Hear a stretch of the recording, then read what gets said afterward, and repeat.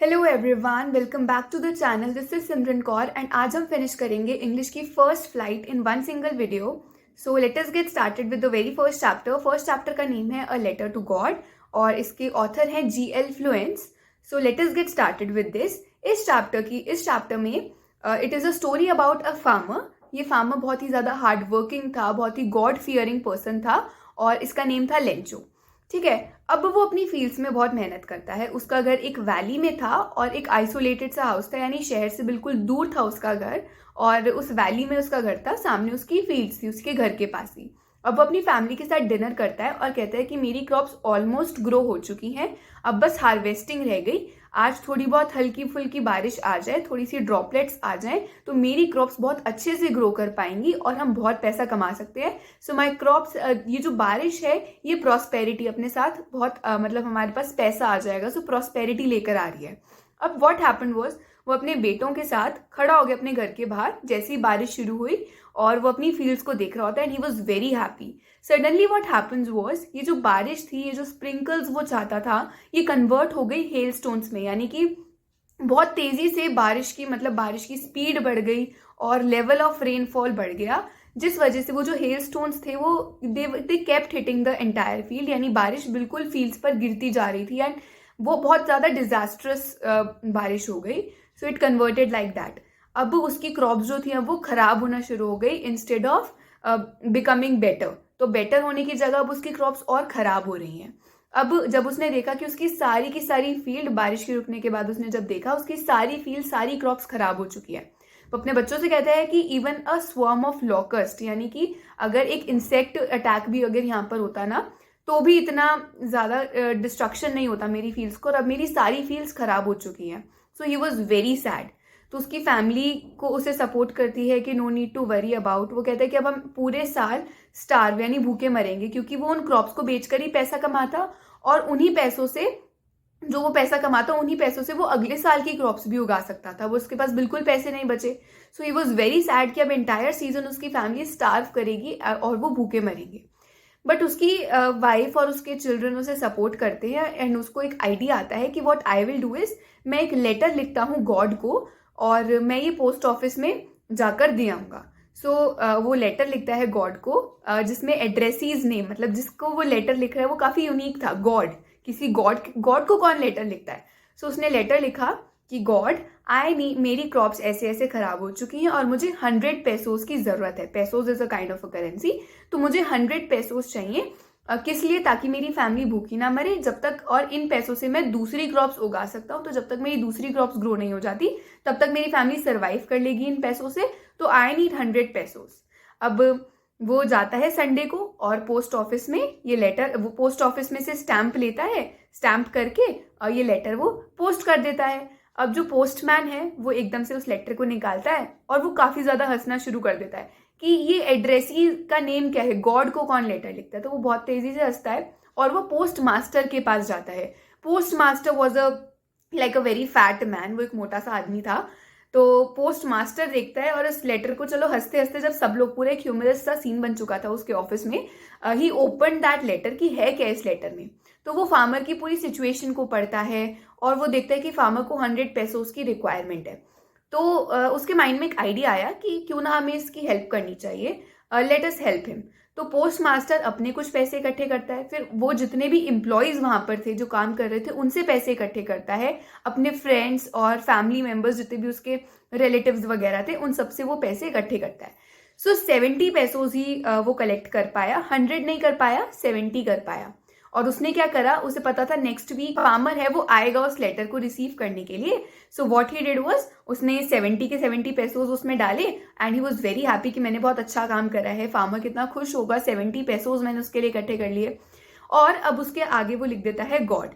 फिर पोस्टमैन वो लेटर, जब नेक्स्ट वीक लेंचो आता है तो वो लेटर लेंचो को पकड़ाता है। पोस्ट मास्टर दूर से ही देख रहा होता है उस फार्मर को कि ये कितना खुश होगा, मैंने कितना अच्छा काम करा है।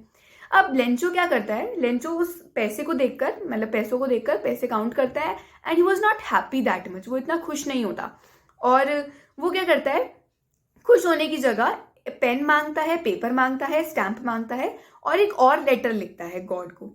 पोस्ट मास्टर सोच रहा होता है शायद ये मेरी तारीफ कर रहा है, या जिसने भी पैसे दिए उसको थैंक यू बोलना चाह रहा है ये, so it's a thank you later that he is writing now. But जब वो लेटर पूरा करता है फिर वो दोबारा से पोस्ट कर देता है। अब पोस्ट मास्टर उस लेटर को खोलता है कि ही वॉज वेरी हैप्पी कि अब मेरी तारीफ होने वाली है।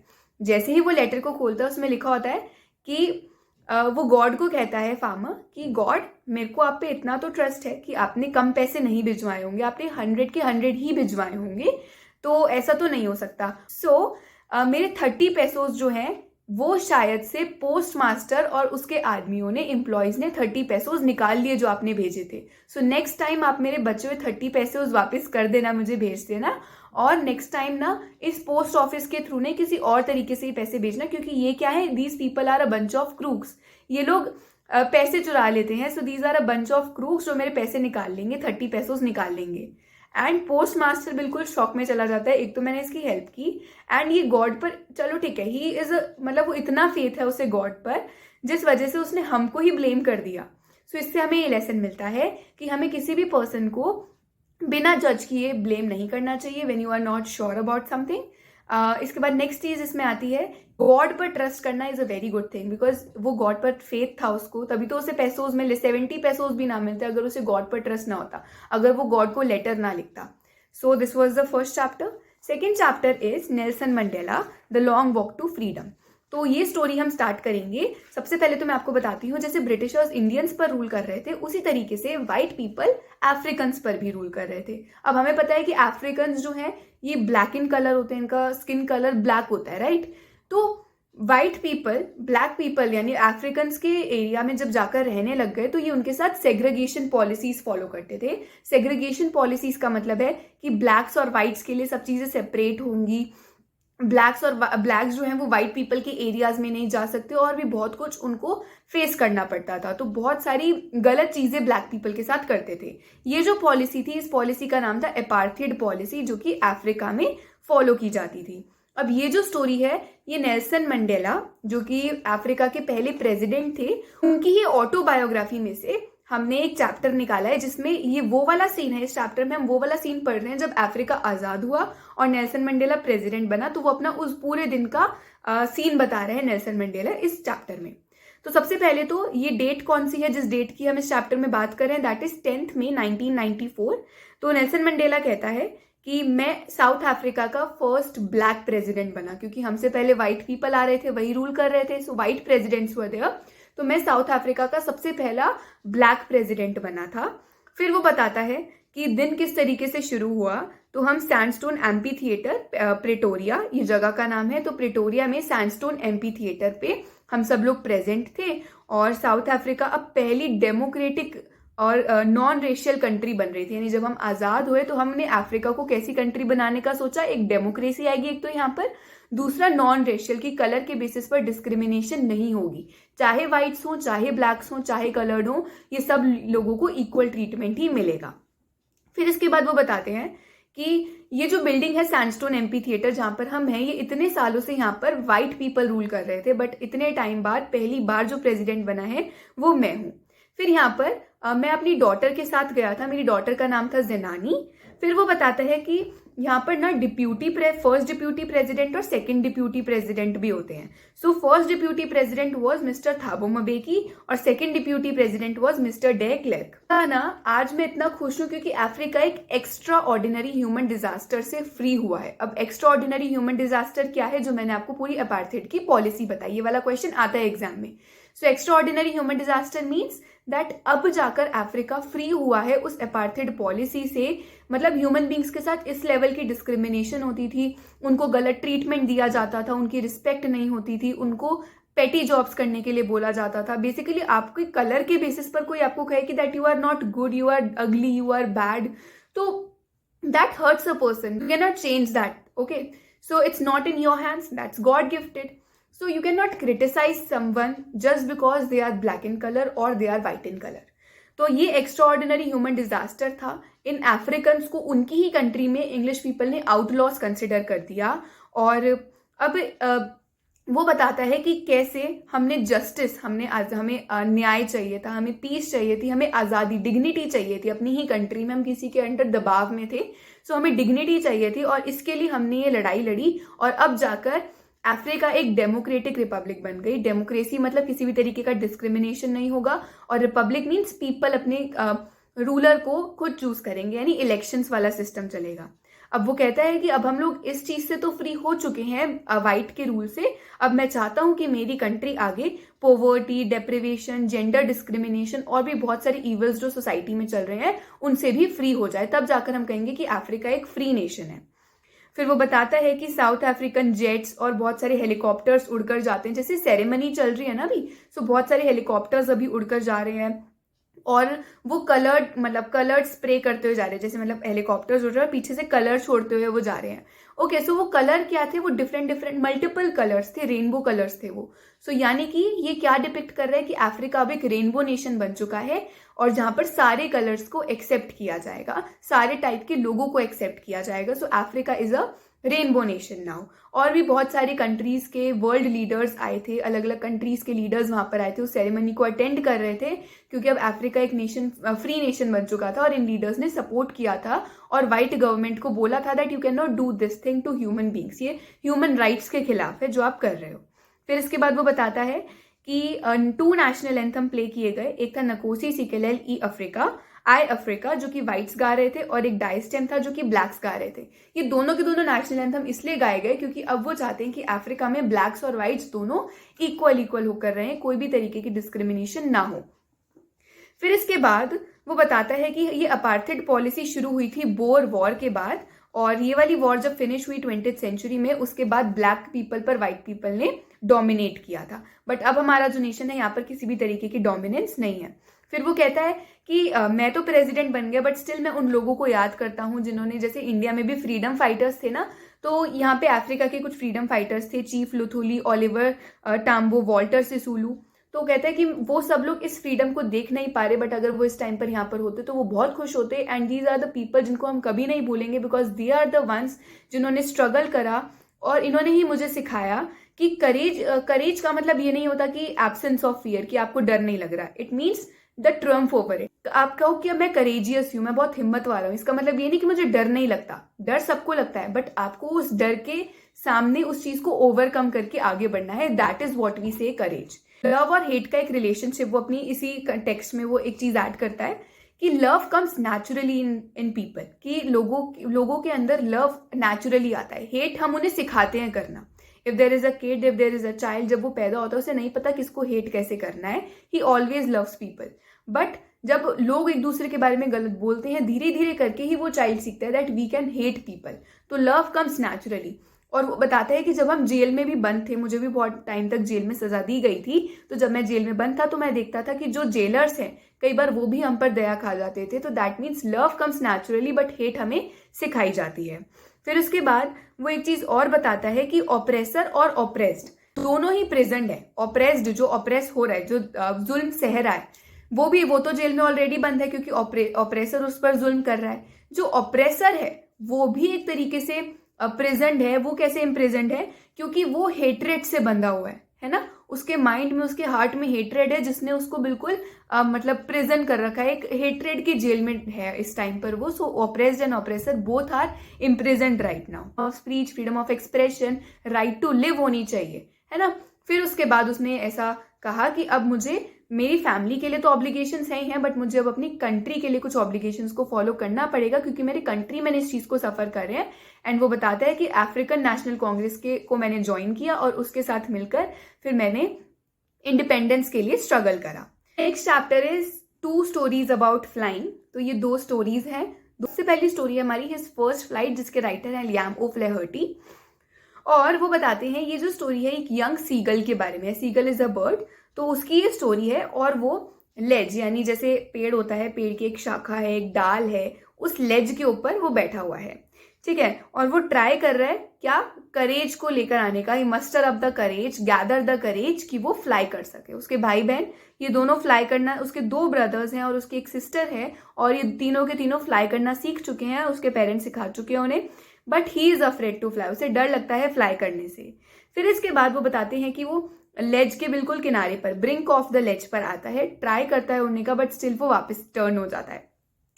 सो ही इज़ नॉट कॉन्फिडेंट कि उसके विंग्स उसे सपोर्ट करेंगे या नहीं करेंगे, और उसे लगता है कि वो नीचे गिर जाएगा। फिर क्या होता है, वो पूरी रात आराम से सोया। अगले दिन जब वो सुबह उठता है तो देखता है उसके ब्रदर्स, उसके सिस्टर्स सब फ्लाई कर रहे हैं, और उसकी मदर जो है वो दूसरी लेज पर चली गई है। अब उसको भूख लगी थी, उसने कुछ नहीं खाया था। अब वो पूरा दिन वेट करता रहा। फिर वो देखता है कि उसके ब्रदर्स और सिस्टर्स फिशेस कैच कर रहे हैं सी से और खा रहे हैं आराम से। तो उसका एल्डर ब्रदर जो है पहली फिश कैच करता है, जिस फिश का नाम था हेरिंग। सो हेरिंग फिश को कैच करता है और उसे स्वैलो करता है, और उसके पेरेंट्स बहुत ही प्राउडली उसके भाई के आसपास घूम रहे हैं। फिर इसके बाद वो देखता है कि उसकी पूरी फैमिली ऑपोजिट क्लिफ पर दूसरी चट्टान पर चढ़ गई है, और वहां पर वो उसे टॉन्ट कर रहे हैं बार बार। They are jeering at him, taunt कर रहे हैं कि तू तो डरपोक है, बाकी सारे भी तो चढ़ गए, तुम क्यों डर रहे हो इतना, why are you so coward, इतने डरपोक क्यों हो तुम। फिर इसके बाद वो चाहते हैं कि उसके पेरेंट्स उसकी तरफ देखें, क्योंकि उसने रात से कुछ नहीं खाया था, बट उसकी मदर उस पर कोई अटेंशन पे नहीं कर रही थी। Was mad with hunger. अब 24 घंटे बीत गए, शाम हो चुकी थी। अब उसे फिर भूख लग रही थी, और उन लोगों को देखकर तो उसे और भूख लगने लग गई। फिर वो दोबारा से करेज मस्टर अप करता है, आगे आता है पीछे चला जाता है, आगे आता है पीछे चला जाता है। सडनली व्हाट हैपेंस इज, उसकी मदर अपने हाथ में एक फिश लेकर आती है, और वो सीधा सीधा उस सीगल की तरफ आ रही होती है, और एकदम से वो टर्न ले लेती है। सडनली वो टर्न जब लेती हैं, सीगल उस फिश पर जंप कर जाता है, because he wants that fish. उसे भूख लग रही है इतनी ज्यादा, मतलब अब क्या हो गया, अब उसे जरूरत है। पहले वो उड़ना नहीं चाहता था, पहले उसकी विश थी, बट अब नेसेसिटी आ गई है ना। सो हम कहते भी तो है, necessity is the mother of invention. तो अब ये नेसेसिटी आ गई कि अब उसे वो फिश खानी ही खानी है। सो ही जम्प्ड एट हिम और जम्प्ड एट हिज मदर, और जैसे उसने जंप करा फिश को कैच करने के लिए, एकदम से क्या हुआ, उसने अपने विंग्स को फ्लैप करा एंड ही स्क्रीम्ड लाउडली। उसने बहुत तेजी से चिल्लाया। ठीक है, जैसे ही वो चिल्लाया वो नीचे गिरना शुरू हो गया, तो उसने अपने विंग्स को बहुत तेजी से उड़ना शुरू किया। He started flapping his wings ताकि उसकी डेथ ना हो जाए। अब यहाँ पर भी necessity is the mother of invention वाली चीज लग गई कि अब उसकी डेथ हो रही थी। अभी नेसेसिटी थी कि उसे उड़ना ही पड़ेगा, कि उसकी डेथ हो जाएगी वरना। सो ही स्टार्टेड फ्लाइंग, और जैसे ही वो नीचे गिर रहा था धीरे धीरे करके वो उड़ना शुरू हो गया। सो यहाँ पर अब उसने उड़ना सीख लिया। फिर इसके बाद उड़ने के बाद ही वॉज फियरलेस ना, अब वो बिल्कुल डरपोक नहीं था। And he rose upwards. उसके पेरेंट्स, उसके ब्रदर्स सिस्टर्स सबने उसे अप्रिशिएट किया। फिर उसके पास जाकर उसके ब्रदर्स और सिस्टर्स भी फ्लाई करने लग गए। फिर इसके बाद वो वॉस्ट सी, अब उसने अपनी लैंडिंग करी और सी के ऊपर वहां जाकर, ग्रीन फ्लोर था सी का, वहां चला गया। फिर इसके बाद उसे लगा कि अब वो फिर से नीचे गिर रहा है पानी के अंदर, बट क्योंकि अब वो बिल्कुल थक चुका था, बट स्टिल ही ट्राइड कि वो ऊपर आ सके। फिर उसकी बेली ने उसके सरफेस को टच करा जैसे वो नीचे गिर रहा है, और वो फिर ट्राई कर रहा है कि वो ऊपर आ सके, बट उसकी बेली ने जैसे ही उसके मतलब सी को टच किया वो वहीं पर रुक गया। सो उसे पता लगा कि फिशेज मतलब ये जो बर्ड्स हैं यहाँ पर फ्लोट करती हैं, वाटर में सिंक नहीं होती। फिर उसके सारे फैमिली मेंबर्स ने उसे अपलॉड किया, और क्योंकि उसने अपनी फर्स्ट फ्लाइट, अपनी फर्स्ट उड़ान भर ली थी। सो हिज फर्स्ट फ्लाइट ये आपका पहला चैप्टर था। जो हमारा नेक्स्ट चैप्टर है इसका नेम है द ब्लैक एरोप्लेन। इस चैप्टर में जो हमारा नरेटर है वो फ्रांस में रहता है, और वो फ्रांस से फ्लाई करके, he was a pilot basically, तो वो फ्रांस से फ्लाई करके इंग्लैंड जा रहा था अपने घर वापस। He wanted to have a English breakfast, और वो अपने डकोटा DA-088 में फ्लाई कर रहा है। उसने अपना फ्यूल टैंक चेंज करा, अब उसके लास्ट फ्यूल टैंक ही बची थी जिस पर वो अब फ्लाई कर रहा था। अब वो 150 किलोमीटर पेरिस से दूर आ चुका था। उसने देखा एक बड़ा सा ब्लैक कलर का ओमिनस क्लाउड। ओमिनस क्लाउड मतलब ऐसा लग रहा था कि डिजास्टरस क्लाउड है, और मैं अगर यहाँ पर एंटर करूंगा तो मेरी डेथ हो जाएगी, बिल्कुल मेरा प्लेन फ्लाई करना बंद हो जाएगा। और ये डार्क माउंटेन की तरह लग रहा था।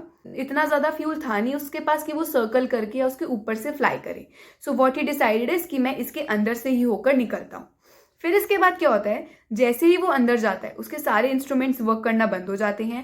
पेरिस कंट्रोल रूम से उसका सारा टच चला जाता है, रेडियो डेड हो जाता है, और अब उसके पास सिर्फ एक फ्यूल टैंक बची हुई है। सडनली वो देखता है अपने डकोटा प्लेन के पास में ही एक ब्लैक कलर का एरोप्लेन फ्लाई करता है, और उसका पायलट इस तरीके से इशारा करता है कि फॉलो मी। तो वो ब्लैक एरोप्लेन को फॉलो करना शुरू कर देता है। ब्लैक एरोप्लेन को फॉलो करते करते वो देखता है कि कुछ टाइम बाद वो उस स्टॉर्म से बाहर आ चुका है। उस स्टॉर्म से बाहर आते ही अब वो ब्लैक एरोप्लेन को ही फॉलो कर रहा है। तो ब्लैक एरोप्लेन अब लैंड करना शुरू करता है। तो वो देखता है सामने 2 स्ट्रेट लाइंस, मतलब ऐसे लाइट्स जल रही हैं और 2 स्ट्रेट लाइंस है लाइट की। तो वो एकदम से देखता है कि अब मैं यहाँ पर लैंड कर सकता हूँ। जैसे ही वो उस जगह पर लैंड करता है, नीचे जाकर देखता है कि ब्लैक एरोप्लेन कहाँ गया।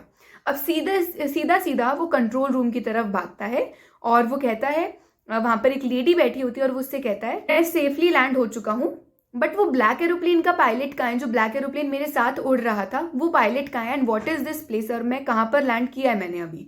सो दैट लेडी सेज कि सिर्फ आपका ही एरोप्लेन फ्लाई कर रहा था, you can check the radar, यहाँ पर और कोई ब्लैक एरोप्लेन है ही नहीं।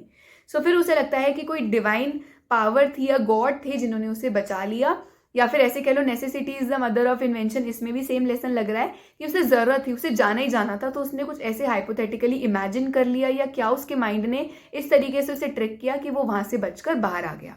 नेक्स्ट चैप्टर आता है हमारे पास, from the diary of Anne Frank. So Anne Frank is a girl.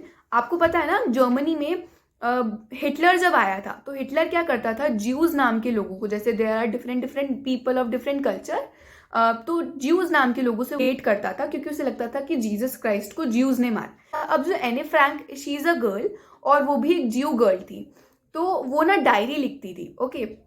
और वो अपनी डायरी उसने लिखनी शुरू करी, कब शुरू करी ये सारा का सारा हम पढ़ेंगे, तो उसकी डायरी का एक लेसन हम पढ़ रहे हैं। एनी फ्रैंक थी कौन, बस इतना पढ़ लो। Anne Frank was a girl जो कि एक ज्यूइश गर्ल थी, और हिटलर जब ज्यूज को मार रहा था, ज्यूज को हिटलर कॉन्सेंट्रेशन कैंप्स में भेजता था। कॉन्सेंट्रेशन कैंप्स क्या होते हैं, वहां पर लोगों को टॉर्चर करके मार दिया जाता था। सो कॉन्सेंट्रेशन कैंप में जाने से पहले एनी फ्रैंक जब एक नॉर्मल लाइफ जी रही थी, तो उसकी ये पूरी स्टोरी है, उसका ही एक चैप्टर, मतलब उसकी डायरी का ही एक लेसन है। फिर उसके फादर को जब ये डायरी मिली उसकी डेथ के बाद, तो उसके फादर ये डायरी लेकर गए पब्लिश करवाने के लिए, और दिस इज़ वेरी फेमस, अभी एक हिस्टोरिक अकाउंट बन चुका है, क्योंकि इस डायरी में उसने सब कुछ लिखा था कि कॉन्सेंट्रेशन कैंप में कैसे लेकर जा रहे हैं, उसके साथ क्या क्या हो रहा है वहाँ पर। सो एक हिस्टोरिकल अकाउंट भी बन चुका है। बट ये जो चैप्टर है इसमें कुछ ऐसे कॉन्सेंट्रेशन कैंप वाला नहीं, बट एनी फ्रैंक का एक छोटा सा एक्सर्प्ट है, छोटी सी एक स्टोरी है, उसकी डायरी का ही एक पार्ट है। तो एनी फ्रैंक बताती है कि मैं, अब वो उसका पहला लेसन है उसकी डायरी का ये, तो वो बताती है कि डायरी क्यों लिख रही है वो कहती है कि पहली बात, उसने कभी ऐसी डायरी कभी कुछ लिखी नहीं थी, इस वजह से लिख रही हूँ। सेकेंडली, उसे ऐसा लगता है कि मैं एक टीनेजर हूँ और किसी को भी मेरी बातों में इतना इंटरेस्ट नहीं होगा, सो इसलिए वो चाहती थी कि वो अपने जितने भी इनर थॉट्स हैं वो पेन डाउन कर ले, वो लिख ले। वो कहती है कि paper has more patience than people, यानी पेपर का पेशेंस लेवल जो होता है वो लोगों से ज्यादा है। अगर आप लोगों से बात कर रहे हो तो एक टाइम पर आकर वो बोर हो जाते हैं, या फिर अगर आप उनसे बात करो तो वो सिर्फ आपकी नहीं सुनेंगे, वो अपनी भी बताएंगे, तो लोगों के अंदर पेशेंस नहीं होता। अगर आप उन्हें एक ही बात बार बार बताओ, फिर वो कहते हैं why are you speaking this thing again and again.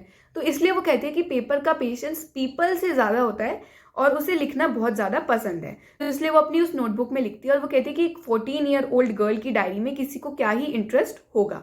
Any कहती है कि मेरी एक 16 ईयर ओल्ड एल्डर सिस्टर है, मेरे लविंग पेरेंट्स हैं, और मेरे फ्रेंड्स भी काफ़ी ज़्यादा फ्रेंडली हैं, मेरी आंट्स भी लविंग हैं, बट मेरे को ऐसा लगता है कि इनमें से कोई मेरा क्लोज फ्रेंड नहीं है, सो मैं अपनी डायरी को ही अपना क्लोज फ्रेंड बनाती हूँ। और उसने अपनी डायरी को नेम भी दे दिया, जैसे हर एक फ्रेंड का नेम होता है, तो उसने अपनी डायरी को नेम दिया किट्टी, तो वो हमेशा डियर डायरी की जगह डियर किट्टी लिखती थी। फिर इसके बाद वो कहती है कि मेरा लॉन्ग अवेटेड फ्रेंड मेरे पास है। वो कहती है कि अब मैं डायरी ऐसे लिखना शुरू कर दूंगी तो आपको पता ही नहीं चलेगा मैं हूँ कौन, तो मैं अपने इस फ्रेंड किटी को पहले बताती हूँ कि मैं हूँ कौन। तो वो बताती है कि मेरे फादर जो हैं वो एक अडोरेबल मैन है, वो एक क्यूट से मैन है, और वो 36 ईयर ओल्ड है, और मेरी मदर जो है वो 25 ईयर्स ओल्ड है। फिर वो बताती है मेरी जो एल्डर सिस्टर है वो जर्मनी में फ्रैंकफर्ट नाम की जगह में बॉर्न हुई थी 1926 में, और मैं बॉर्न हुई थी, यानी एनी फ्रैंक बॉर्न हुई थी 12 जून 1929 में। वो फ्रैंकफर्ट में ही रही जब तक वो 4 साल की नहीं हो गई, और सितंबर 1933 में उसके फादर हॉलैंड चले गए उसकी मदर के साथ। फिर बताया कि मेरी मदर का नाम है एडिथ हॉलैंडर फ्रैंक, और एने और मेरी मतलब मुझे और मेरी बहन को एचएन छोड़ दिया, यानी फ्रैंकफर्ट में रहते थे हम। मेरे मदर और फादर हॉलैंड चले गए, तो मेरे को और मेरी सिस्टर को मेरी ग्रैंड मदर के साथ एचएन रहने भेज दिया। एंड देन वो बताती है कि दिसंबर में मेरी एल्डर सिस्टर जो थी वो मेरे पेरेंट्स के पास वापस चले गई, और फिर उसके कुछ टाइम बाद उसी के बर्थडे पर ही, मार्गोट के बर्थडे पर ही एज अ प्रेजेंट मुझे भेज दिया था कि तुम्हारी सिस्टर भी अब यहाँ पर आ गई और हम मिलकर रहेंगे एक साथ। 1941 की समर में मेरी ग्रैंड मदर बीमार हो गई, और जनवरी 1942 में क्या होता है उसकी ग्रैंड मदर की डेथ हो गई। फिर वो बताती है कि जून 1942 में मैंने एक कैंडल अपने बर्थडे में अपनी ग्रैंड मदर के लिए भी जलाई थी, because I missed her a lot.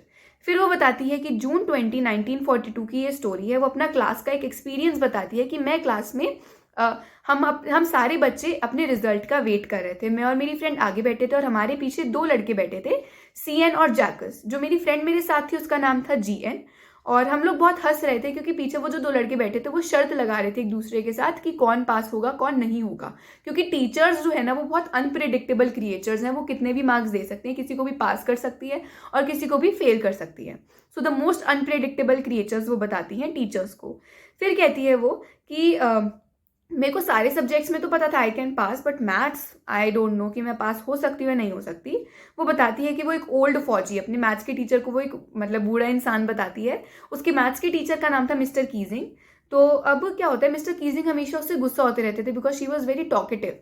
फिर वो बताती है कि एक दिन उन्होंने मुझे बहुत तेजी से वार्निंग दी, मुझे डांटा और कहा कि मैं तुम्हें पनिशमेंट में एक्स्ट्रा होमवर्क दूंगा and you have to write an essay on a chatter box. तो पहला एसे उन्होंने पहला होमवर्क दिया जिसमें उसे एसे लिखना था अ चैटर बॉक्स पर। चैटर बॉक्स मतलब जो बकबक करता है।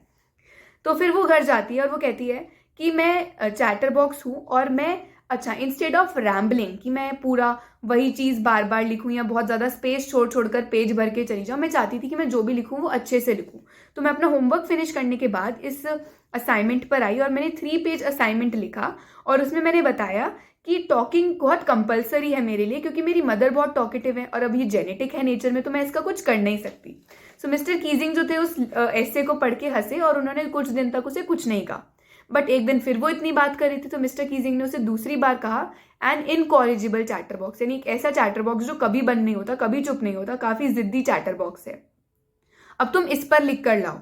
ठीक है, क्योंकि अब वो बहुत ही ज्यादा मतलब कह लो ना गुस्से में आ चुके थे, तो उन्होंने उसे सेकंड टाइम कहा that you have to write this essay और अब जाओ जाकर लिख कर आओ। फ्रैंक ने अब वो वाला असाइनमेंट भी उसे करके दे दिया। लेसन तक फिर उसके बाद कुछ नहीं बोले मिस्टर कीजिंग। फिर थर्ड लेसन में फिर उसने इतनी बात करी कि मिस्टर कीजिंग ने उसे टॉपिक दिया quack quack quack said mistress chatter box, यानी ऐसे करके कि chatter box quack quack quack करती रहती हो, बक बक बक करती रहती हो, तो इस पर अब तुम लिख कर लाओ। तो अब एने बताती है कि मेरी एक फ्रेंड थी सैनी, तो वो कहती है कि तुम एक काम करो ना, कोई पोएम वगैरह लिखो इस पर और पोएट्री लिखो। तो वो ऐसे पोएम लिखती है कि एक मदर है और मदर डक है और फादर स्वैन है और उनके 3 डकलिंग्स हैं। तो डकलिंग्स बोलते रहते हैं तो फादर स्वैन उन तीनों डकलिंग्स को खा जाते हैं। तो ऐसे करके एक पोएम लिखी उसने और मिस्टर कीजिंग ने जब वो पोएम पढ़ी सो ही लाव्ड allot.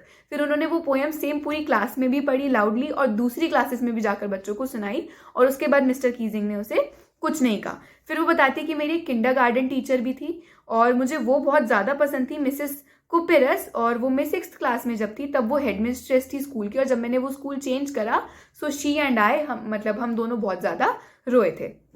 So this was the story of Anne Frank. अब उसने 3 एसेज लिखे थे, a chatter box, an incorrigible chatterbox और quack quack quack said mistress chatterbox. जो जो चीज़ें मैंने बताई हैं, पेपर हैज मोर पेशेंस, ये वाली सारी चीज़ें ज़रा याद रखना। फिर इसके बाद नेक्स्ट आते हैं हम हमारी नेक्स्ट स्टोरी पर, that is glimpses of India.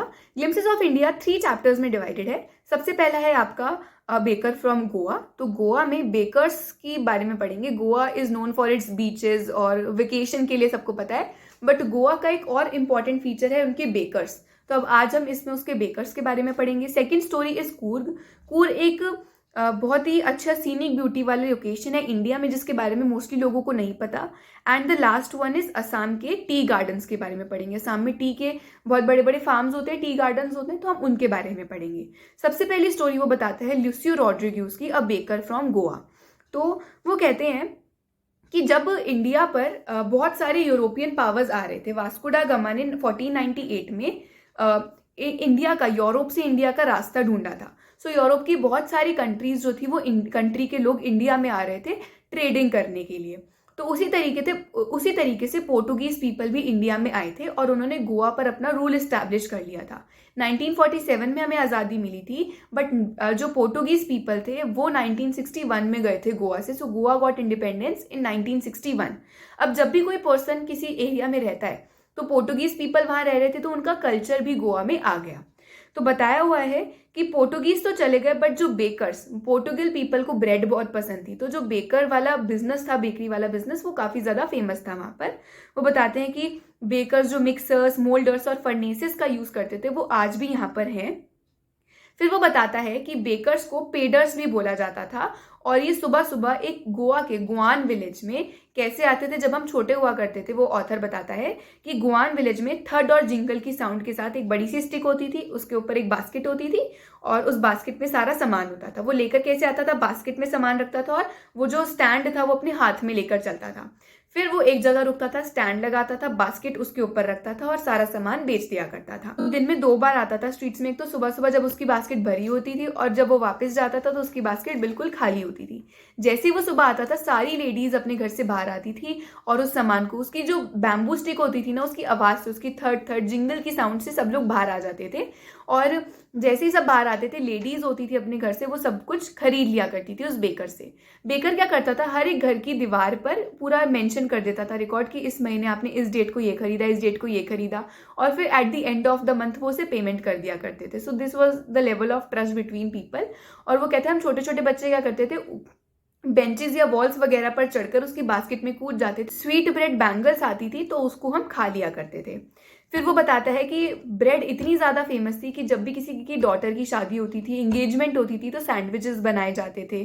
फिर क्रिसमस या फेस्टिव ओकेशंस में बोले नाज और केक्स होते थे ब्रेड से बनाए हुए, तो हम वो खाते थे। फिर वो बताती है कि there was a sweet bread जिसका नाम होता था बोल, तो मैरिज का जब भी कोई गिफ्ट देना होता था तो साथ में हम ये स्वीट ब्रेड भी देते थे। ये जो बेकर्स हैं ये कबाई नाम का कपड़ा पहनते थे। That this was a single piece long frock, but धीरे धीरे करके चेंज आया। सो ये शॉर्ट्स पहनते थे और लंबी लंबी शर्ट्स पहनना शुरू करते थे। तो वो 3/4 पैंट्स, साथ साथ जो थी उनकी शर्ट्स बहुत बड़ी बड़ी होती थी। बेकर को, हाफ पैंट पहनने वाले पर्सन को हम पेडर भी बोलते थे। और अगर हमें आज भी कोई मोटा इंसान दिखता है तो हम कहते हैं कि शायद तुम बेकर हो, क्योंकि बेकर्स का बिजनेस काफ़ी ज़्यादा एक्स्ट्रा एडवांस होता था, तो वो पैसा कमाते थे।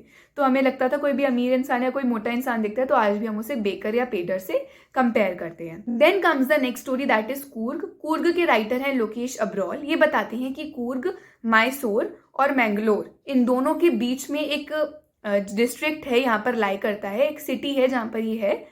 और कूर्ग को कोडागू भी बोलते हैं। ये कर्नाटका की ही डिस्ट्रिक्ट है, कर्नाटका में है ये। यहाँ पर किस तरीके के लोग हैं? So there is a proud race of martial man, beautiful women and wild creatures. यानी आपको यहाँ पे आपको बहुत सारे वाइल्ड एनिमल्स भी मिल जाएंगे, विमेन बहुत ब्यूटीफुल हैं, और मैन ऐसे हैं जो कि मार्शल आर्ट्स या फाइटर हैं वो मैन।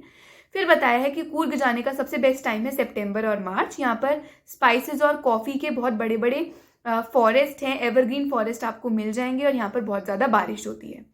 फिर वो बताते हैं कि यहाँ पर बड़ी बड़ी कॉफ़ी स्टेट्स हैं, यानी कॉफ़ी के बड़े बड़े फार्म्स हैं, और कूर्गीज जो हैं, कूर्ग में रहने वाले लोग, ये इंडिपेंडेंट पीपल हैं। अब यहाँ पर ऐसा माना जाता है कि या तो ये ग्रीस से आए हुए लोग हैं या तो ये अरेबिया से आए हुए लोग हैं। तो ग्रीक वाली स्टोरी ये है कि उन्हें लगता है कि अलेक्जेंडर जब इंडिया में आया था तो उसके कुछ सोल्जर्स कूर्ग में आकर रहने लग गए, और उन्होंने यहाँ की ही लोकल गर्ल्स से शादी करी, और यहाँ पर एक कूर्गीज जो है इन्होंने अपना एरिया सेटअप कर लिया। कुछ लोगों को लगता है ये कपड़ा पहनते हैं वो, उसका नाम होता है कुपिया। सो कुपिया एक बड़ा सा ब्लैक कोट होता है और उसके आसपास एक वेस्ट बेल्ट होती है एम्ब्रॉयडरी वाली, जिसको ये पहनते हैं। तो ये ड्रेस कुफिया, जो अरब लोग कुफिया पहनते हैं उससे उसके जैसी ही ड्रेस है कुपिया। तो इन्हें कुछ लोगों को लगता है ये अरेबिक ओरिजिन के हैं। ये कूर्गीज जो है ये काफ़ी ज़्यादा स्ट्रॉन्ग पीपल हैं, और सबसे पहला चीफ जो था इंडियन आर्मी का, जिसका नाम था जनरल कैरियापा, वो भी एक कूर्गी था। और ये इंडिया में ओनली पीपल जिनको फायर आर्म्स यानी कि पिस्टल वगैरह कैरी करने की परमिशन होती है बिना किसी लाइसेंस के, वो कूर्गीज ही हैं। और कूर्ग के थ्रू रिवर कावेरी भी फ्लो करती है। यहाँ पर बहुत सारे फ्लोरा फौना आपको मिल जाएगी, रिवर राफ्टिंग, कैनोइंग और ऐसी बहुत सारी popular rock climbing popular sports यहाँ पर हैं। फिर बताया है कि अगर आप यहाँ पर ब्रह्मगिरी हिल्स भी हैं तो ब्रह्मगिरी हिल्स पर चढ़ोगे सो आप बहुत अच्छा व्यू यहाँ पर देख सकते हो। तो अगर आप ब्रह्मगिरी हिल्स जाओगे सो वहाँ से अगर आप रोप के थ्रू, एक रोप ब्रिज है जिसको आपको क्रॉस करना पड़ता है, तो आप एक आइलैंड पर पहुँचते हो जिसका नाम है निसर्गधामा, और यहाँ पर बुद्धिस्ट तिब्बतन यानी बहुत सारे तिब्बत और बुद्धिस्ट लोग यहाँ पर रहते हुए आपको मिलेंगे। सो कूर्ग भी फिनिश हो चुका है। So the last story is T from Assam, जिसके राइटर हैं अरूप कुमार दत्ता। तो यहाँ पर 2 बॉयज़ हैं, एक है प्रांजोल जो कि असम का ही यंग बॉय है जो कि दिल्ली में रहता है अपनी स्टडीज़ के लिए, एक है राजवीर, ये एक ही स्कूल में पढ़ते हैं। अब प्रांजोल के फादर आसाम के एक टी गार्डन में मैनेजर हैं। अब होता क्या है, राजवीर जो है वो प्रांजोल के साथ उसके होम टाउन जा रहा होता है, ठीक है। सो प्रांजोल अपनी समर वेकेशंस जो है वो राजवीर अपनी समर वेकेशंस प्रांजोल की फैमिली के साथ स्पेंड करना चाहता है ना। दोनों के दोनों स्टेशन पर पहुंचते हैं। सो वहाँ से एक वेंडर पास हो रहा होता है, वो बोलता है चाय गरम गरम चाय से बेच रहे होते हैं ना वो। सो वो पास होता है वहाँ से, और वो दोनों के दोनों एक टी ले लेते हैं। टी लेने के बाद प्रांजोल एकदम से राजवीर प्रांजोल को बताता है कि एक दिन में 84 crore cups of T consume करते हैं all around the world. T इतनी फेमस ड्रिंक है। फिर वो बताते हैं जैसे जैसे वो आगे जा रहे होते हैं वो देखते हैं कि टी इस्टेट्स को क्रॉस कर रहे हैं, बड़े बड़े फॉरेस्ट को वो क्रॉस कर रहे हैं और बुशेस को वो क्रॉस कर रहे हैं। तो लैंडस्केप में चेंज कैसे आया, पहले टी इस्टेट्स उन्हें देखने को मिली, फिर डेंस हिल फॉरेस्ट आ गए, फिर उसके बाद बड़ी सारी टी बुशेस देखने को मिली। तो उन्हें पता लग गया वो असम में एंटर कर चुके हैं। तो राजवीर बहुत ज़्यादा खुश हो जाता है टी गार्डन्स को देखकर, क्योंकि वो तो पहली बार आया है, प्रांजोल का तो होम टाउन है, so it's nothing new for him. वो कहता है कि असम जो है यहाँ पर टी गार्डन्स, वर्ल्ड में सबसे ज़्यादा टी गार्डन्स असम में ही आपको मिलेंगे। फिर वो स्टोरी बताता है कि कुछ स्टोरीज हैं, कुछ लेजेंड्स हैं टी कैसे डिस्कवर हुई। तो एक स्टोरी चाइनीज एम्परर की है कि वो बैठा हुआ था और वो पानी गर्म कर रहा था, बॉइल्ड वाटर पी रहा था, तो उसमें वो कुछ फ्लेवर ऐड करना चाहता था। तो उसने एक कुछ ट्विग्स ली और लीव्स जो नीचे गिरी हुई थी उसी को ही उसने उस पानी में डाल दिया और वो फ्लेवर मिल गया। सो वो टी की डिस्कवरी हुई। फिर एक इंडियन लेजेंड है कि एक बुद्धिस्ट एसेटिक यानी एक बुद्धिस्ट थे जिनका नाम था बोधिधर्मा। तो वो अपनी मतलब पूजा पाठ जो भी करते हैं वो कर रहे थे, मेडिटेशन कर रहे थे, तो उसमें वो सो ना जाए तो उन्होंने अपनी आई लैशेस को कट कर लिया और उसे पानी में डाल दिया और वहाँ से टी की डिस्कवरी हुई। तो ऐसे करके अलग अलग स्टोरीज हैं। फिर वो बताते हैं कि जो चाय हम बोलते हैं टी को, ये एक चाइनीज वर्ड है और ये इंडिया में तो बिल्कुल नहीं था। इंडिया में चाय इंडियन ओरिजिन नहीं है, बट यूरोपियंस जब ब्रिटिशर्स जब इंडिया में आए थे तब इस चाय की डिस्कवरी हुई। पहले तो इसे मेडिसिन की तरह लिया जाता था, बट धीरे धीरे इंडियंस ने अपने फ्लेवर्स ऐड करके इसे एक ड्रिंक बना दिया। फिर वो मरियानी जंक्शन जो एक असम का एक स्टेशन है तो वहाँ पर रुकते हैं। फिर इसके बाद प्रांजोल के पेरेंट्स उन्हें रिसीव करते हैं और वो ड्राइव करके प्रांजोल के फादर के टी गार्डन की तरफ जा रहे होते हैं। सो वहाँ से प्रांजोल के फादर का टी गार्डन जो था वो था धेकियाबारी में, तो वहाँ जा रहे थे। एकदम से राजवीर प्रांजोल के फादर को कहता है कि मिस्टर बरुआ, क्या ये सेकंड फ्लश या स्प्राउटिंग पीरियड चल रहा है, जिस टाइम जो कि मई तक चलता है और इस टाइम पर सबसे ज़्यादा यील्ड आता है, सबसे ज़्यादा टी का जो प्रोडक्शन है वो होता है। सो प्रांजोल के फादर काफ़ी ज़्यादा इम्प्रेस हो जाते हैं राजवीर से। सो this was the chapter. So the next chapter is madam rides the bus, जिसके ऑथर हैं वल्ली कन्नन। तो वो बताते हैं एक गर्ल की स्टोरी जिसका नाम था वल्ली अम्माई या वल्ली भी बोलते थे। So she was 8 year old girl और वो ना उसका कोई कंपेनियन नहीं था, उसके ज़्यादा कोई फ्रेंड्स वगैरह नहीं होते, तो वो अपने गेट के बाहर खड़ी हो जाती थी और आसपास लोगों को देखकर खुश होती रहती थी। सो अब उनके ना विलेज में बस मतलब नई नई उसने बस देखी, बस चलनी शुरू हुई। सो बस आती थी जाती थी, तो वो उस बस को देखकर काफ़ी खुश हो गई और उसने अपना एज ए ड्रीम सेटअप कर लिया कि मुझे एक ना एक बार बस में ज़रूर ट्रैवल करना है। ठीक है। सो अब वो जितने भी विलेजर्स बस से ट्रैवल कर चुके थे तो उनसे बार बार क्वेश्चन करती थी, उनसे बातें पूछती थी। ठीक है, वो उनसे पूछती थी कि चार्जेस कितने हैं जाने के और आने के, कितने पैसे लगते हैं, कितने टाइम में ये आपकी जर्नी जो है ख़त्म हो जाती है, कितनी देर में मैं पहुंच जाऊंगी, कितनी देर में मैं वापस आऊंगी। तो ये सारी चीज़ें ना वो सारी कैलकुलेशन करनी शुरू कर देती है। तो उसने जो जो इन्फॉर्मेशन निकाली वो ये थी कि बस जो है वो 1 o'clock अगर वो बस जाएगी वापस, अगर वो वहाँ पर रुकती नहीं है और उसी बस से अगर वो वापस आ जाती है तो 2:45 तक वो अपने घर वापस आ जाएगी। ऐसे करके उसने ये कैलकुलेशन करी। फिर उसने क्या किया, अपने पैसे इकट्ठे करने शुरू करे। तो कोई भी जैसे छोटे बच्चों को पैसे पकड़ा देते हैं तो वो उन पैसों को लेकर संभाल के रख लेती थी अपना बस का फेयर इकट्ठा करने के लिए। फिर इसके बाद अगर उसको उसकी मदर ने एक बार मेरी गो राउंड में मेरी गो राउंड झूलने के लिए भेजा, दैट्स अ स्विंग, तो उस झूले झूलने की जगह उसने क्या किया, उस पैसे को भी अपने पास रख लिया। स्वीट्स के पैसे मिलते थे उसको भी अपने पास रख लेती थी। एक एक पेनी को उसने सेव किया। जब उसके पास पैसे इकट्ठे हो गए तो उसने एक दिन अपॉर्चुनिटी को देखा कि उसकी मदर सो रही है। सो उसने क्या किया, वो अपने घर से निकल गई बस पर ट्रैवल करने के लिए। सो एक छोटी सी लड़की है बस स्टैंड पर गई और उसने अपना हाथ ऐसे करके रखा बस को स्टॉप करने के लिए। बस रुक गई। अब वहां पर जो कंडक्टर था वो देखता है कि ये छोटी सी लड़की कैसे बस को रोक रही है। सो वो कहता है मे आई हेल्प यू, क्या मैं तुम्हें हेल्प कर सकता हूँ ऊपर चढ़ने के लिए। बट उसने उस ऑफर को डिक्लाइन कर दिया जब उसने उससे कहा कि क्या तो मैं तुम्हारी हेल्प कर सकता हूँ। और कंडक्टर बिल्कुल उस बच्चे को देख के काफ़ी ज़्यादा खुश हो गया, काफ़ी ज़्यादा हंसने लग गया। फिर वो उसे जोकिंगली क्या करता है, मैडम बुलाता है। तो वो कहता है कि मैडम आप यहाँ पर बैठ सकते हो। फिर वो कहती है आई हैव माई टिकट, ये मेरी टिकट है, मेरे को टिकट दे दो। और वो उसे पैसे देती है और टिकट खरीद लेती है। फिर इसके बाद अब बस बिल्कुल न्यू थी, उसके ऊपर वाइट और ग्रीन कलर का पेंट था और वो क्यूरियसली बैठी हुई थी। अब वो विंडो सीट के पास गई और उस सीट के ऊपर जाकर खड़ी हो गई विंडो से बाहर देखने के लिए। अब वहाँ पर एक जेंटलमैन खड़ा था, एक आदमी खड़ा था और उसने उसे एडवाइस करा कि तुम बैठ जाओ, ऐसे तुम गिर जाओगी बस के बाहर। तो उसने कहा कि मैं एक बड़ी बच्ची हो चुकी हूँ और मैंने अपनी पेमेंट दे दी है सीट की और मैं आपकी बात नहीं मानूंगी। फिर उसने उस जेंटलमैन को बिल्कुल स्नब्ड कर दिया और कहती मुझे बच्चा मत समझो, मैंने अपनी टिकट खुद खरीदी है। जब बहुत सारे पैसेंजर्स ने उसे इंसिस्ट किया कि नहीं बेटा प्लीज बैठ जाओ, तो वो बैठ गई। फिर इसके बाद वो जाते वक्त ट्रीज और भी बहुत बस की बहुत सारी चीजों को देखकर खुश हो रही थी। उसी टाइम जिस चीज को देखकर वो सबसे ज्यादा खुश हुई वॉज अ काउ। तो एक काउ अपनी tail high up in the sky में करके भाग रही थी उस बस के आगे, तो वो उसको देखकर काफी ज्यादा खुश हो जाती है। फिर वो ब्राइट लुकिंग शॉप्स को देखती है ना, और वहां पर वो बहुत सारी चीजें देखते हुए जाती है कि कितनी अच्छी अच्छी शॉप्स हैं। अब हम लोग सिटी में एंटर कर चुके हैं, क्योंकि वो शहर जाती थी बस, तो वो सिटी में एंटर कर रही थी और वो पूरा व्यू देखकर काफी ज्यादा खुश हो गई। फिर इसके बाद बहुत सारे लोग जैसे ही वो जगह पहुंचे, तो बहुत सारे लोग अपनी अपने स्टॉप पर उतर रहे थे, बट वली वो स्टैंडिंग देयर। तो कंडक्टर उससे पूछता है कि madam do you want something, क्या मैं आपके लिए कुछ खरीद कर दे दूं? तो वो कहती है नहीं, ये लो पैसे, 30 पैसे और ले लो, और 30 पैसे तो मैंने आपको पहले दे दिए थे, अब 30 पैसे और लो, और मुझे वापस जाना है सीधा, मुझे कहीं नहीं उतरना। कंडक्टर ने उसे ऑफर किया बट उसने उसे डिनाई कर दिया। सो इससे पता लगता है that she was aware about her surroundings, तो वो किसी की बातों में इजीली नहीं आती थी। जाते वक्त एक और इंसिडेंट जो उसके साथ हुआ था, जो हमारा स्किप हो गया, दैट वाज एक लेडी उसके पास बैठी हुई थी। वो बेटल नट्स खा रही थी, जूस पी रही थी, और उसके ईयर लोब्स इतने बड़े बड़े थे, एंड शी वॉज मतलब बहुत अनटाइडी सी वो विमेन थी और अनहाइजीनिक तरीके से वो खाना खा रही थी। सो वो स्मेल उसको बिल्कुल पसंद नहीं आई। तो लेडी उससे पूछती है कि बेटा आप कहाँ जा रहे हो, तो उस लेडी को इग्नोर कर देती है क्योंकि वो लेडी बिल्कुल उसे पसंद नहीं आती। वापस आते वक्त वो देखती है कि वो जो काऊ थी जो भाग रही थी, वो रोड के साइड में डेड पड़ी थी। तो उस इंसिडेंट को देखकर वो बिल्कुल शॉक में चली गई, बिकॉज थोड़ी देर पहले जो चीज़ उसको सबसे ज़्यादा खुश कर रही थी, अब उस चीज़ ने उसको सबसे ज़्यादा सैड कर दिया। अब वो पूरे रास्ते शांति से बैठकर वापस आ रही थी। कंडक्टर उससे पूछता है कि what happened, so she says nothing. वो उससे पूछा तुम कहाँ से आई, तुम्हारी मदर तुम्हारा वेट कर रही होगी क्या? वो कहता है नो। वो कहती है no, nobody is waiting for मी।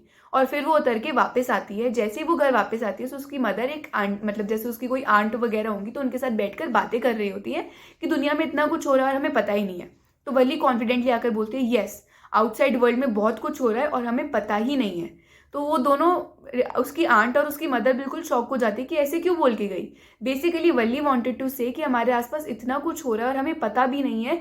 जो चीज़ मुझे सबसे ज़्यादा खुश कर रही थी इस टाइम पर, उसी चीज़ ने मुझे सबसे ज़्यादा सैड कर दिया। अगर हम वापस ना आ रहे होते तो शायद मुझे पता ही ना होता कि उस काऊ की डेथ भी हो चुकी है।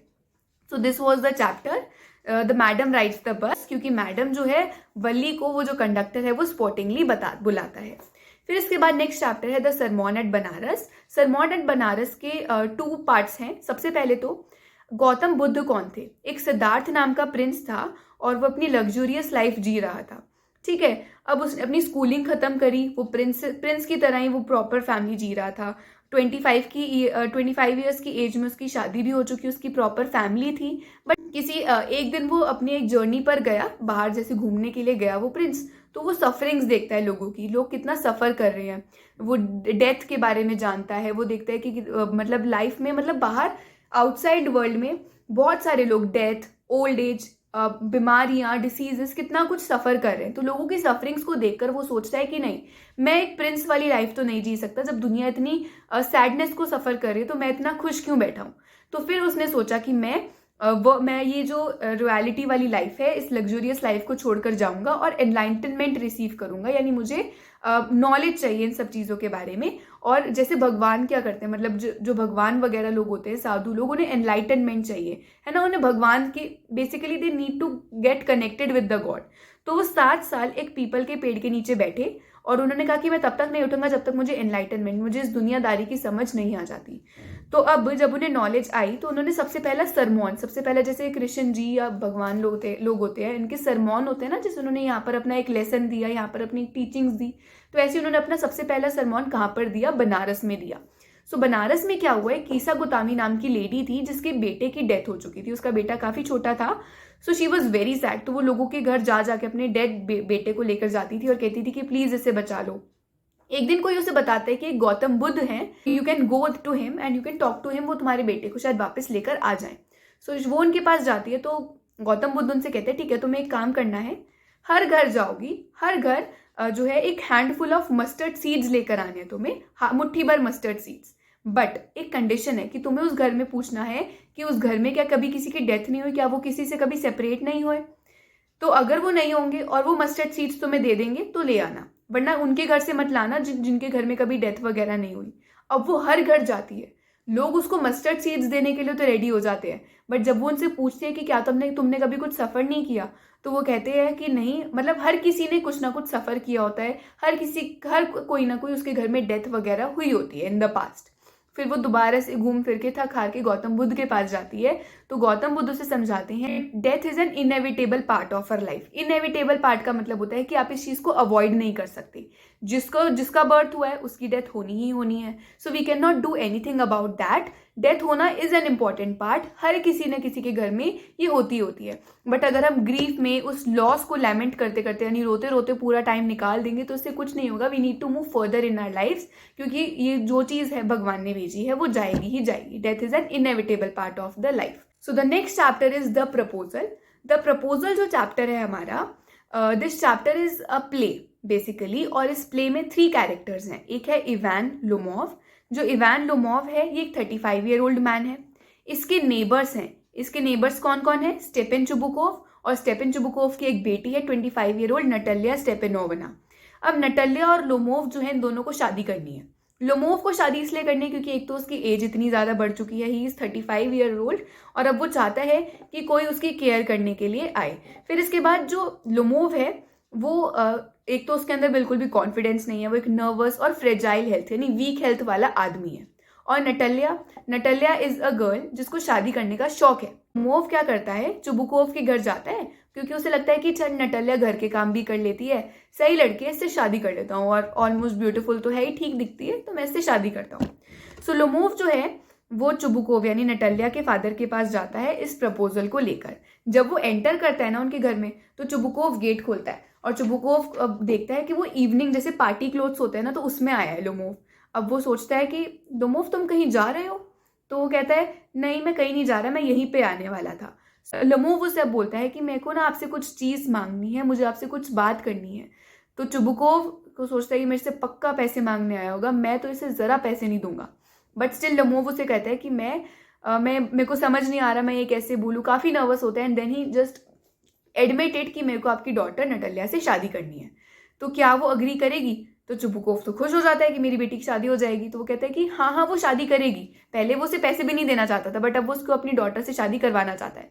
तो अब वो रेडी हो गया और वो अपनी डॉटर को बुलाता है, नटालिया नीचे आओ देखो कौन है, और वो वहाँ से चला जाता है। अब नटालिया नीचे आती है, उसको लगता है कि कोई उनका लेबरर होगा, फार्म लेबरर होगा, तो वो आया होगा। जैसे ही वो नीचे आती है, उसने सिर्फ ऐसे कपड़े पहने होते हैं कि वो भी काम करके हटी है बहुत सारा, तो वो ऐसे कपड़ों में आती है। जैसे ही वो नीचे आती है, वो लोमोव से मिलती है, लोमोव के पास बैठती है, उसे सिगरेट लाइट करके देती है। अब नटालिया ड्राइंग रूम में आती है, वो लोमोव से पूछती है कि तुमने ये फॉर्मल ड्रेस क्यों पहनी है, क्योंकि उसे पर्पस ऑफ द विजिट तो नहीं पता कि वो क्यों आया है। अब इसके बाद कुछ अच्छे से बात करते करते दोनों के दोनों एक आर्ग्यूमेंट में घुस जाती हैं कि ऑक्सन मीडोज एक पीस ऑफ लैंड है, वो किसका है? लोमोव कहता है कि वो तो हमारा लैंड है। तो नटालिया कहते हैं एक मिनट, वो तुम्हारा लैंड कैसे हुआ? वो हमारा लैंड है। तो दोनों के बीच में क्या हुआ, एक क्लैश हो गया। दोनों ने एक दूसरे के ऊपर शाउट करना शुरू कर दिया। शाउट करते करते वो दोनों की फैमिलीज एक दूसरे की फैमिलीज के ऊपर गलत गलत बातें बोलने लग गए। जैसे ये आर्ग्यूमेंट चल रही थी, तो लोमोव कहता है कि डॉक्यूमेंट्स तो ये कहते हैं कि ऑक्सन मीडोज हमारा है, ठीक है, और हमने तुम लोगों को काम करने के लिए दिया था ऑक्सन मीडोज पर, तो तुम लोगों को लगता है कि ऑक्सन मीडोज अब तुम्हारा हो चुका है। नटालिया कहती है कि तुम बिल्कुल गलत कह रहे हो, मेरी जो ग्रैंड मदर थी, तो ऐसे करके वो बताते हैं कि ये लैंड जो था ये हमारा हुआ करता था, originally this land is hours. तो ये दोनों आर्ग्यूमेंट में घुस गए। अब जैसे ही आर्ग्यूमेंट होने लग गई, चुबुकोव एंटर करता है। चुबुकोव उस आर्ग्यूमेंट में घुस जाता है। इंस्टेड उन दोनों को समझाने की जगह वो लोमोव को कहते हैं नहीं, ऑक्सन मीडोज तो हमारा है। कि लोमोव की हेल्थ अच्छी नहीं होती, तो वो पैल्पिटेशंस यानी कि बिल्कुल बेहोश होने लग गया, उसे सांस नहीं आ रही थी, और वो इतना गुस्से में आ गया कि वो फादर और डॉटर को छोड़ के वापस घर चला गया अपने। फिर इसके बाद जब लोमोव अपने घर वापस चला गया, तो नटालिया कहती है वैसे आया क्यों था? तो चुबुकोव कहता है कि ये तुम्हारा प्रपोजल लेकर आया था। नटालिया कहती है पापा से वापस लेकर आओ, मुझे शादी करनी है। ऐसे कैसे हो सकता है, आपने उसे वापस क्यों भेज दिया? तो वो अपने पापा पर गुस्सा होती है। चुबुकोव अब लोमोव को मनाकर वापस लेकर आते हैं और दोनों एक दूसरे के पास बैठते हैं। बैठते बैठते इनकी फिर से एक आर्ग्यूमेंट शुरू हो जाती है कि किसका डॉग ज़्यादा बेटर है। लोमोव के डॉग का नाम था गैस और चुबुकोव के डॉग का नाम था स्क्वीज़र। तो लोमोव उसके डॉग को कहता है कि तुम्हारा तो बहुत छोटा सा डॉग है, और वैसे करते करते मेरा जो गेस है वो काफ़ी ज़्यादा बेटर है, और फिर से इनकी दोबारा से एक आर्ग्यूमेंट होती है। अब चुबुकोव भी इन दोनों को ज्वाइन कर लेता है। फिर चुबुकोव कहता है कि नहीं, हमारा स्क्वीज़र बेटर है, तुम्हारा गेस बेकार है। ऐसे करते करते अब नटालिया जो है वो देखती है कि ये जो अनकॉन्शियस मैन है दोबारा से वो बेहोश हो जाता है। अब लोमोव दोबारा बेहोश हो गया। इनसे आर्ग्यू करते करते लड़ते लड़ते उससे दोबारा से पैल्पिटेशन सफर हुई। अब वो जब चुबुकोव देखता है कि नहीं, इसकी डेथ नहीं हुई है, अब जैसे ही लोमोव धीरे से उठता है वो चुबुकोव फिर से इन दोनों का मैटर सॉर्ट करवाता है, and he ask them to kiss, एंड वो फिर उसको रिंग पहनाकर उनकी एंगेजमेंट करा देता है। अब हमें इस कपल का फेट नहीं पता कि ये कपल कैसे सर्वाइव कर रहा है आगे, क्योंकि इन्होंने स्टार्टिंग में ही बिना प्रपोजल के ही इतनी सारी आर्ग्यूमेंट्स कर ली और इतनी लड़ाई कर ली। और कितना ह्यूमरस अकाउंट है। Natalia is desperate to get married, और जो लोमोव है वो पैल्पिटेशन से कैसे सफर कर रहा है। So this was the last chapter. I hope you like this video. Do share this with your friends and subscribe to my channel. Thank you so much.